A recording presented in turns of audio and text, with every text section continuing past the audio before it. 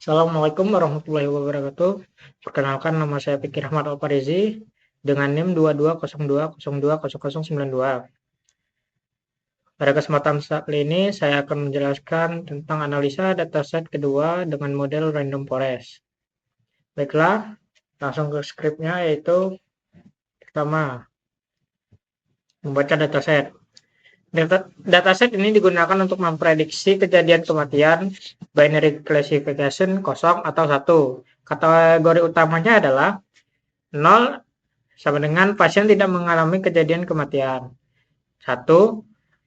Pasien mengalami kejadian kematian. Untuk fitur dataset ini memiliki kolom fitur seperti age atau usia pasien, anemia atau tidaknya anemia, diabetes, injection fraction, high blood pressure, hipertensi, platelets, serum creatine, serum sodium, sex, smoking, dan time. Kategori ini yang bisa dibuat untuk analisis lebih mendalam. Kategori berdasarkan information domain, contoh kategori risiko kematian. Berdasarkan level tertentu dari fitur seperti usia, diabetes, hipertensi, dan lain-lain.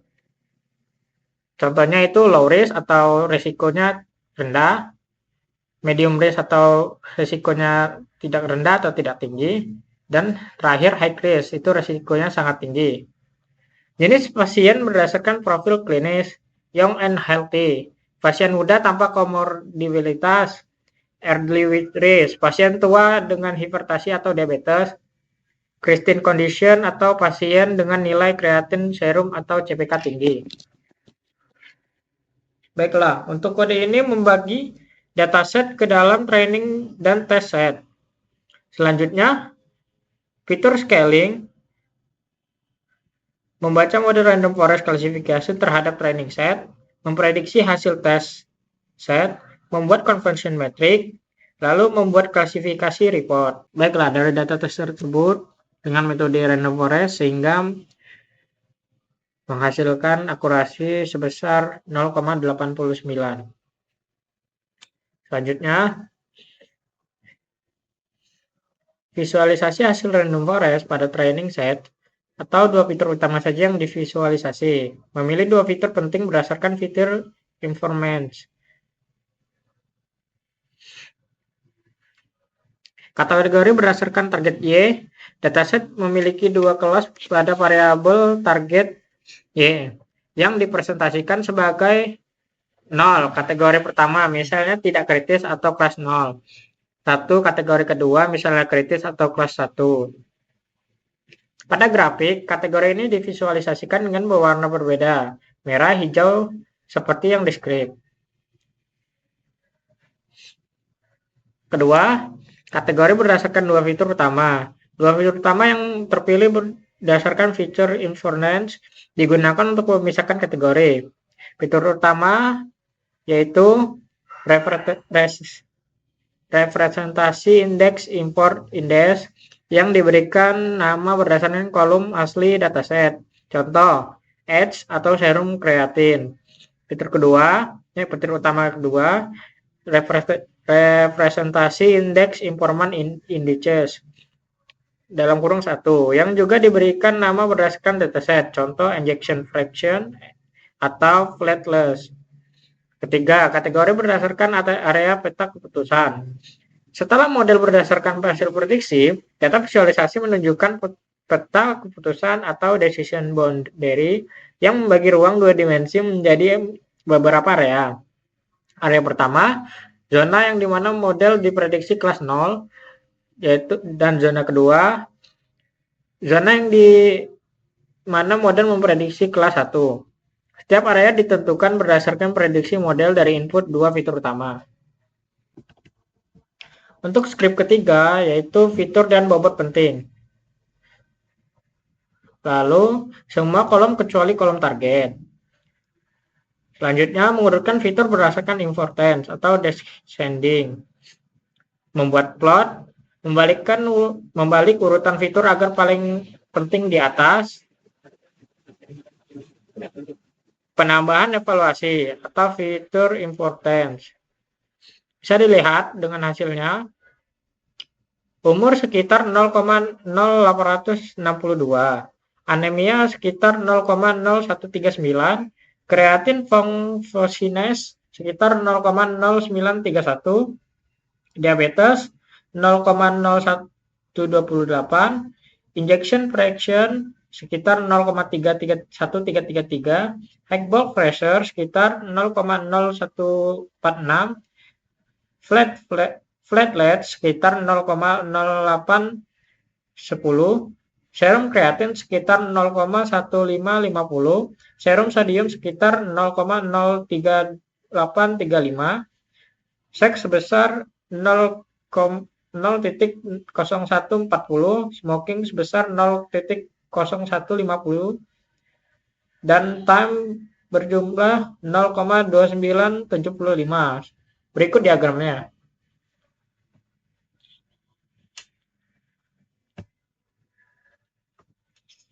Selanjutnya,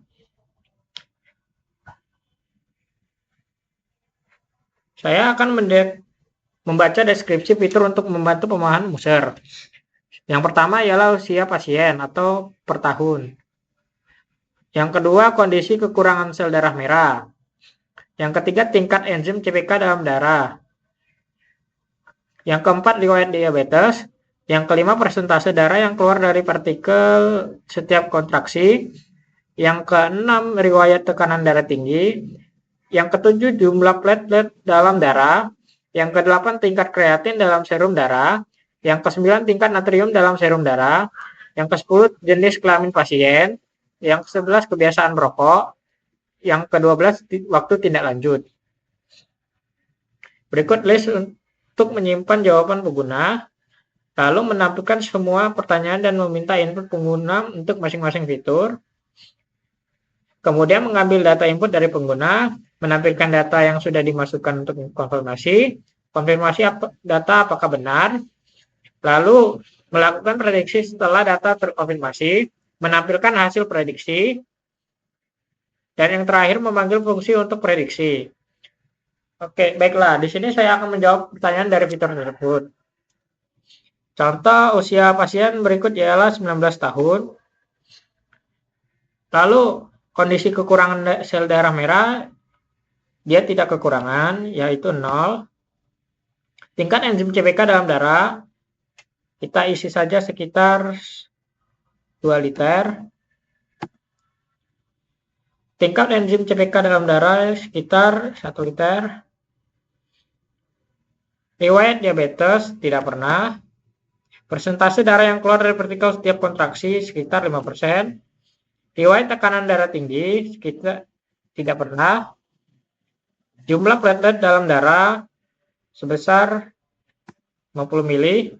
Tingkat kreatin dalam serum darah sekitar 50 desiliter. Tingkat natrium dalam serum darah sekitar 1 liter. Jenis kelamin pasien wanita. Kebiasaan merokok tidak. Waktu tindak lanjut sekitar 5 hari, 7 hari. Apakah data itu sudah benar? Ya. Dan berikut hasilnya. Data yang Anda masukkan adalah sebagai berikut. Umur 19, anemia 0, kreatin 1, diabetes 0, injection fraction 5, high blood pressure 0, platelets 50, serum kreatin 50, serum sodium 1, seks 0, smoking 0, time 7. Apakah data itu benar? Sudah benar, saya jawab ya. Hasil prediksi, pasien berisiko mengalami kematian akibat kardiovaskular. Probabilitas berisikonya sekitar 82%. Selanjutnya saya akan membacakan analisis klasifikasi pasien gagal jantung menggunakan model Random Forest dari PPT saya. Untuk pendahuluan, dataset ini berisi data klinis pasien dengan kondisi gagal jantung. Tujuan utamanya adalah memprediksi kemungkinan pasien meninggal berdasarkan fitur-fitur klinis. Model yang digunakan ialah Random Forest. Distribusi data hidup atau mati. Distribusi data pasien, jumlah pasien yang hidup, survive atau survive, jumlah survive. Jumlah pasien yang meninggal atau dead, jumlah dead. Conversion metric. Conversion metric menunjukkan hasil prediksi model. True positif atau TP. Pasien meninggal yang diprediksi benar. False negatif atau FN. Pasien meninggal yang diprediksi salah. False positif yaitu pasien hidup yang diprediksi salah. True negatif yaitu pasien hidup yang diprediksi benar. Hasil evaluasi model. Model dievaluasi menggunakan beberapa metrik. Yang pertama, precision. Kemampuan model untuk memprediksi dengan benar atau kelas tertentu. Recall. Kemudian, kemampuan model mendeteksi semua kasus sebenarnya. F1 score.